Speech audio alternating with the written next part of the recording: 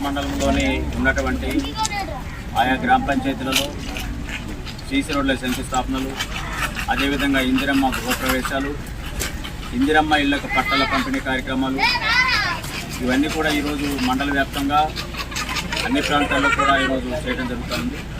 సుమారు 2,70,00,000 రూపాయల వ్యయంతో ఈరోజు అభివృద్ధి కార్యక్రమాలకు ఈరోజు నేను శంకుస్థాపన ప్రారంభోత్సవం చేయడం జరిగింది.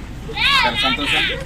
మరి మండలానికి అనేక నిధులతో పాటుగా అటు విద్యా వ్యవస్థని, వైద్య విభాగాన్ని, రైతులకు సంబంధించిన అంశాల్లో భాగంగా మౌలిక వసతుల రూపకల్పనలో భాగంగా ఈరోజు మండలాన్ని మరి అద్భుతంగా అభివృద్ధి చేసే దశలో ముందుకెళ్తా ఉన్నాం.